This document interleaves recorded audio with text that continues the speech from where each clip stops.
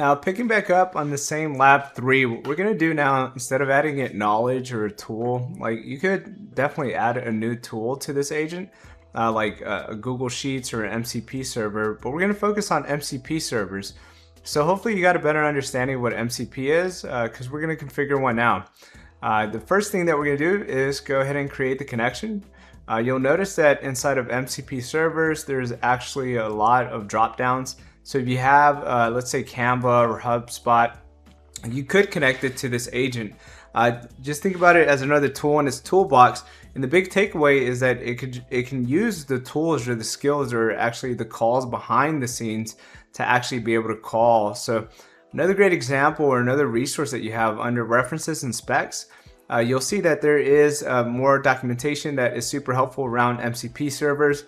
But one of my favorite sites is mcpservers.org, where it shows you not only all the MCP servers that are out there, but the official ones. Now, I would highly recommend please stick to the official ones, because if you add a non-official one, you may not really understand where that data is going. But another great example is you see Airtable there. If you want to install the MCP server, you could. We're going to focus on the make.com MCP server because it's free. And easy to use and very easy to actually set up. So here you can see the URL for the MCP server. We're going to go ahead and click save. And the biggest thing here is we need to consent. So we're going to drop down. We're going to select the organization because we could set up a different MCP. Let's say there's a different organization that wants to, we want to call. We could do that as well. This is extremely powerful, so be careful what permissions you assign it. In our demo, we really only want to show you that it's actually working. So we're going to leave view only, but again, be very careful with the permissions that you can give it. Like a great example, it could manage your team, so it could also modify, so just be careful. So we're going to leave it as just view only and click allow, and that's it. We've already set up our MCP tool. Now, the most important part here is that it's going to ask us, again, we've already consented to what permissions we want to give it. We got to select what tools. We'll select all because it's just view only, so it's pretty straightforward. Once we go ahead and click save, you'll see that it toggles on. So now we're good to go. We have an agent that has an MCP server or MCP as a tool. Now the big important part here is we need to copy and paste the text that is inside the labs, which it should say, it needs new instructions to know about this MCP server. So in this case, if an MCP tool can answer the question, call the tool for any questions about make.com. So now the agent understands, hey, I have a tool that I can leverage for make.com. So now inside of here, what I could do, let's click on the chat. The really cool feature about make.com, it lets you actually chat directly with the agent. We need to pull our team ID. So inside of the URL, you'll notice after make.com/, there is an ID. That is your team ID. So we're gonna go ahead and ask it, what scenarios do I have in this team? And I provided the team ID. Remember, it's inside the URL after / or make.com/.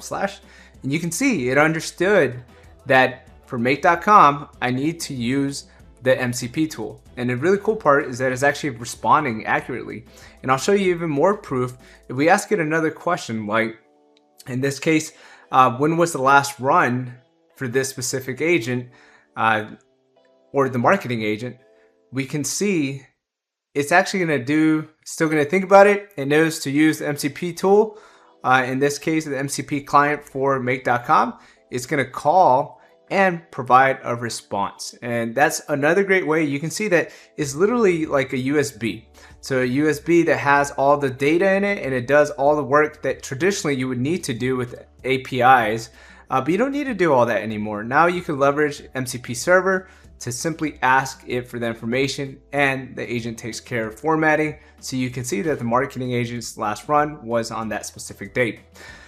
Now, one big thing I want to call out is that if you go to the agent library, which is on the lab page, so if you go to /agents, -agents library, you'll see other agents that you could deploy. So we're only focused on giving you the ground concepts because there are some really awesome agents out there, but those require permissions. So for us to be able to demo an actual agent, we wanted to keep it at a high level just to show you how agents work together.